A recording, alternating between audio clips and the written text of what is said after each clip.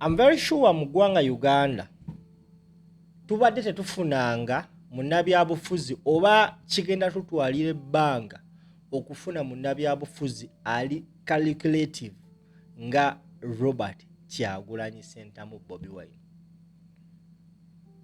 Omusajja akutte Museveni mu ngeri ey'ekimpowooze ng'amusenda amuzza gye yali amwagala okumuzza. As we talk right now, wano Museveni waali Kyagulanyi Ssentamu Robert Bobi Wine wabadde ng'amwagala otuuka.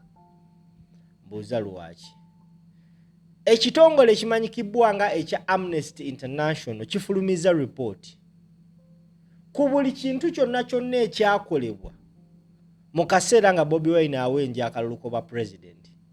Era buli kintu Bobi Wine kye yakola, lwaki ngambye nti tugenda luwa ofuna munnabyabufuzi ali so calculative like Bobi Wine is. Buli kintu Bobi Wine kye yakola mu kalulu ako, it was well calculated nga driving a Museveni wamwagala. Chovola byagamba nga abantu put on your cameras. Ato je wegendereze buli statement gye yakola nga ayogerako n'abantu mu campaign eyo nga bamushankalanyiza. Yafuba nnyo okulaba nga buli kyakola akikola mu lulimi, buli kyayogera akyogera mu lulimi Luzungu. Abasinga tetwakabala. Kumbe the man was looking at something. Ekitongole kya Amnesty International kifulumiza reporter. First and foremost, oli ayinza okwebuuza simple amnesty kyeki. Bampita kali lugambo Pro Max simple MC njagala ovuga video. Kayinza okuba akawanvumu nenjagala okawa obudde. Osobola okukamanya obulungi. Bampita simple MC okuva mu Zaid Lighting Store tutunda amataala. Bwe wenna yagala ettaala nja kusaba ate tukubire ku simu ze ziri awo wansi. Oba oli awo obeere ng'osobola okumpagira kubanga business egenda kunnettiramu. Kati kivuge. For those of you abatamanyi kye bayita Amnesty International, ngenda kuleetera a very simple Google. Ngekuleetera meaning ya Amnesty International. Bagamba Amnesty International is a global movement of over 110 million people that researches, campaigns, and advocates to prevent and end grave human rights abuse. They work to free prisoners of conscience, fight for justice, protect refugees, and influence legislation to uphold the Universal Declaration of Human Rights. Okategedde kati ekitongole ekyo kya Amnesty International ekirimu abantu miliyoni 10 abakola researches, abacampaigninga, abakola advocates okuziyiza okutyobola kw'eddembe. Basebo ne banyabo bavuddeyo ne bafulumya report ku all the atrocities na buli kimu ekyatuukawo Bobi Wine nga anoonya akalulu. It has taken them time okutuula wansi okubikolako okubisengeka n'okubifulumya publicly. Gwe sebo banya bandaba. All these were calculations made by Robert Kyagulanyi Ssentamu. Ekiwandiiko ku mukutu gwabwe oba ku website yaabwe kifulumye. Olunaku lw'ejjo ennaku z'omwezi nga 3 bakifulumizza. Bagamba Uganda authorities must investigate election-related killings and arbitrary arrests and torture of opposition members and supporters. Abasajja bawandise almost everything, buli kintu ekyatuukawo.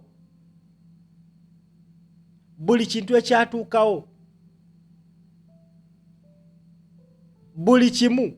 Because Orbagambe, Uganda security forces targeted members and supporters of the opposition party National Platform, NUP, with lethal force, arbitrary arrests, torture, and other ill treatment before, during, and after the 15th January general elections. Amnesty International said today, beba kyogeddeko batutte time yaabwe nga bayitaayita mu nsonga ezo mpaka bwe batuuse ku nsonga enkulu kati ne bateekawo each and everything.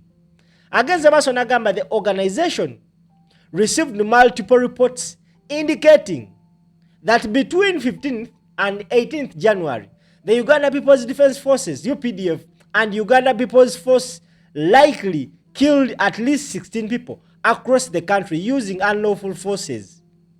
They also arbitrarily arrested hundreds, subjected some to incommunicado detention, or held them in unknown places for detention.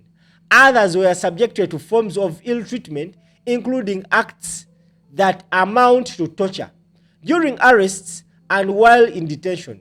These violations occurred amid a nationwide internet shutdown imposed by authorities just 2 days before the elections. Amnesty International basebo ne banyabo ekiwandiko kinene ngenda fuba nnyo okulaba nga nkikutemera osobola okumanya ensonga. Bakugamba era ne bakutegeeza nti baafuna okutegeezebwa okuva mu bantu bangi nnyo nti wakati w'ennaku z'omwezi nga 15 n'ennaku z'omwezi nga 18 amagye g'eggwanga Uganda aga UPDF gatta abantu abasoba mu 16 okwetoloola eggwanga lyonna wakati wa 15 ne 18 akaseera ako internet yali egiddwako. Bangi nnyo bakwatibwa ne bateekebwa mu bifo ebitali gazetted. Bangi babonyaabonyezebwa, baatulugunyizibwa. Era bagamba nti bino byonna byabeerawo nga tumaze okulonda wakati wa 15 ne 18 nga internet terikeze ennaku 2, 3, 4 internet zeetaaliko. Abasajja bakola buli kimu okubanga batyoboola eddembe ly'obuntu. Remember, Amnesty International bo bakola buli kisoboka okulaba nga balwanirira eddembe ly'obuntu.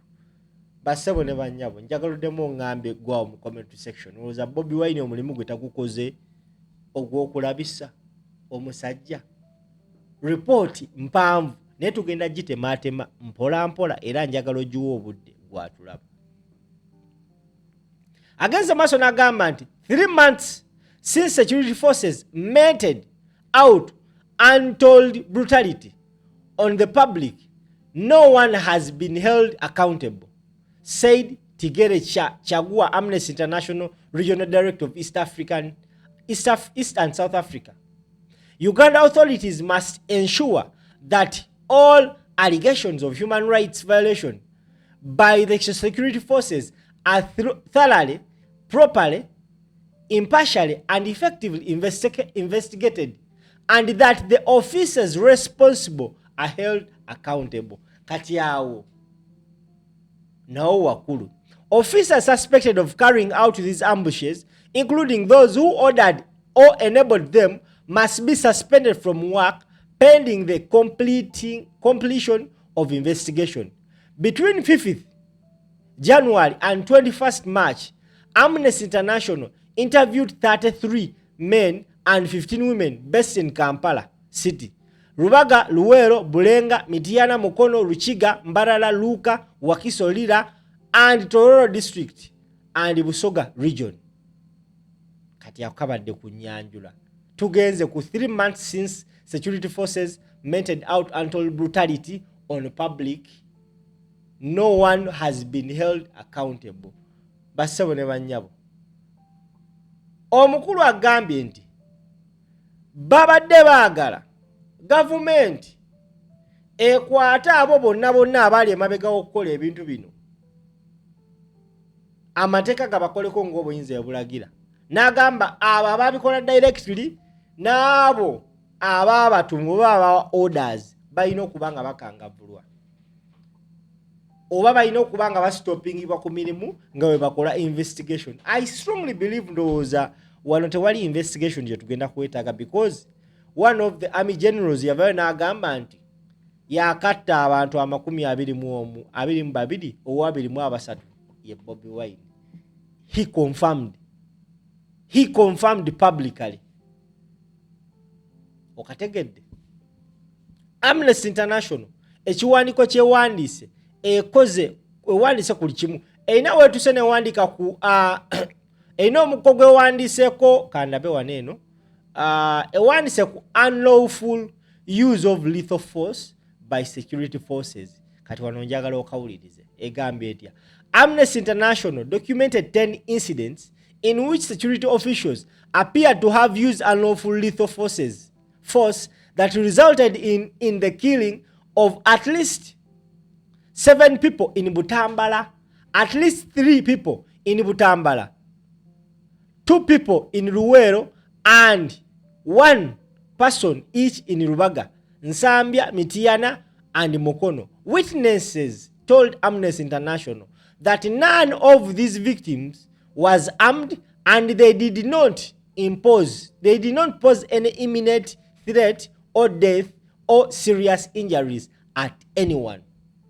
Amnesty International etunudde mu incident eyali e Butambala, abantu abasoba mu 10 bwe battibwa era negamba nti batta abantu e Butambala. Mu ripooti yaabwe bassebo ne bannyabo awo nkugjeewo ne bakuleeta ku Ugandan authorities must ensure that all allegations of human rights violation by the security forces are thoroughly, properly, impartially, and effectively investigated, and that the officers responsible are held accountable. Omukulu myavayo n'agamba bakatta abawerako, ndowooza awo titugenda kulwawo, simanyi oba mwagala tulwewo.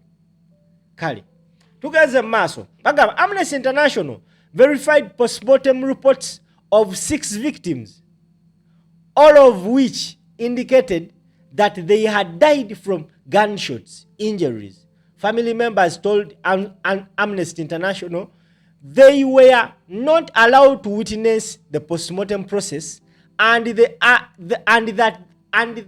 authorities had not launched investigations into the death. Amnesty International yakoze okunoonyereza nga kigamba 6 ku ba victims abattibwa e Butambala baali bakubibwa masasi, bafa masasi, gunshot injuries. Abantu ba members, family members z'aba abantu, government babagaana okwogera postmortem results publicly.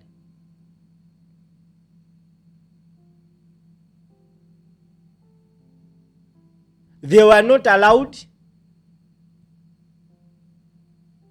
to witness the postmortem process, and that authorities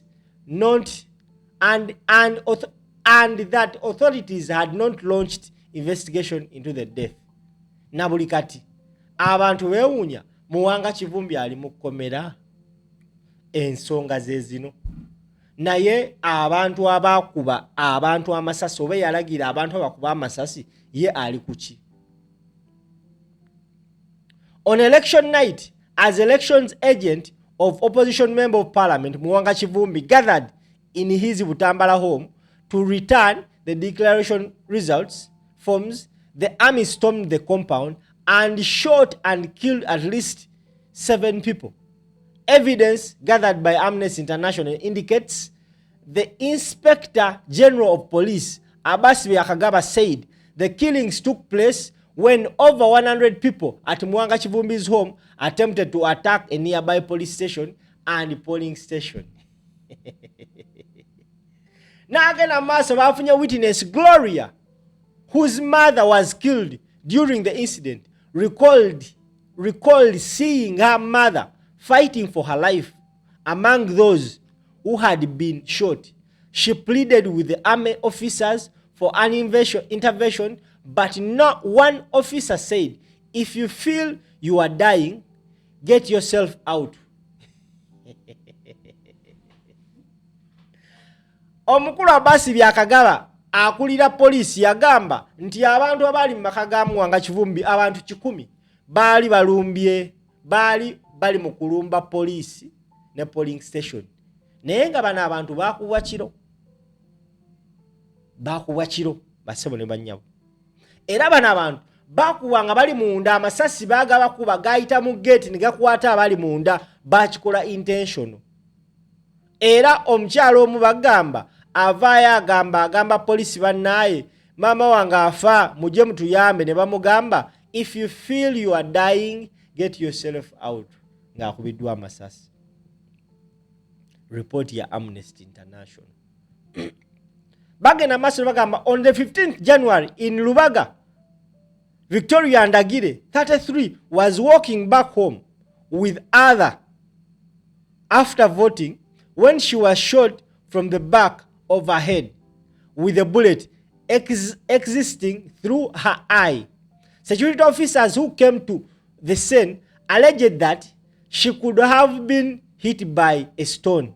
Witness told Amnesty International that before the incident, they saw two armed officers nearby. According to her postmortem report, she died from gunshot injuries. Amnesty International also documented 3 cases of individuals who said they were shot and injured by people they believed to be police or army officers. They reported sustaining injuries in the abdominal and leg. 2 sources who were at Mulago National Referral Hospital in Kampala on 15th and 16th said they saw at least 12 other people with gunshot injuries and that at least 3 of them died in hospital. A report ya Amnesty International basabone manyabo. It is a very, very, very, very long article. Katika tuiteko mukano. Security officers came at 9:30 and ordered all of us to lie down. They started beating us with sticks and wires. Victim alimu kugamba. Buwembo Habib, NUP national mobilizer, was arbitrarily arrested by armed men in plain clothes believed to be soldiers alongside 2 colleagues on 10th January as they drove to Masaka town for a political rally on 12th January. They were charged without legal representation with causing public nuisance. On 14th January, 40 police and army officers forced their way into the home of Roger Lutaya, NUP chairperson for Luka district, who had assembled about 200 polling agents for training and deployed ahead of the next day election. The security officers came at 9:30 and ordered all of us to lie down. They started beating us with sticks and wires. An individual who was present in the home said the security officers arrested everyone at the home except relatives of the candidate. They were taken to Chiyunga Central Police Station, where they had held until 5 p.m. and then released without charges. Amnesty International ye reporting ensonga ezo basabone banyawo. There are so many wogena nofuna eyo article ya Amnesty International ku website yayo bafubye okulaba nga buli kyakolebwa buli bakoze bamaze emyezi 3 months nga bakola okunoonyereza okw'omuggundu okulaba nga bajjawo buli kinyusi buli kimu ekyali mu kulonda because akalulu ke twalimu akalulu akagwa enaku z'omwezi nga 15 amazima go sijja kukweka akalulu kaali very nasty. Olaba Amnesty naye vudo ne yokona ku incidence ye Butambala, which means basebo ne banyabo there is so much to come. Ate bana abasajja ebitongole nga bino Amnesty International abantu ensi yonna ulira nnyo mu reports zaabwe ensonga lwaki bamaze emyezi egiweze 3 nga bakuŋŋaanya babadde tebaagala kufulumya kintu nga si kituufu. Buli kye bafulumya kituufu nga kiriko ne eyewitness akonfaminga akonfessinga ku nsonga eno. Kibuyaga lwalitikula ennyumba only God knows. Naye nga nebaza mwena abantu watching. Thank you so much for watching. This is verse 256 amanya bampita simple MC. Always tubaawo okubatuusaako ebintu ebyenjawulo. So if you're watching us for the first time, I kindly request you to subscribe, share the video to as many people as you can, ate tubeerenga tutambula wamu mu mbeera eyo. Mwebali nnyo okubanga mtu watchinga, nsaba Allah abampeere byemusinga okwagala. Ate weerabira Zayid Lighting Store tutunda amataala aga buli kika. Yeetaaze ettaala tukubire ku simu zaffe eziri awo wansi ate tubeere nga tukutuusaako ebyakabi. Mubeere bulungi, mweraba.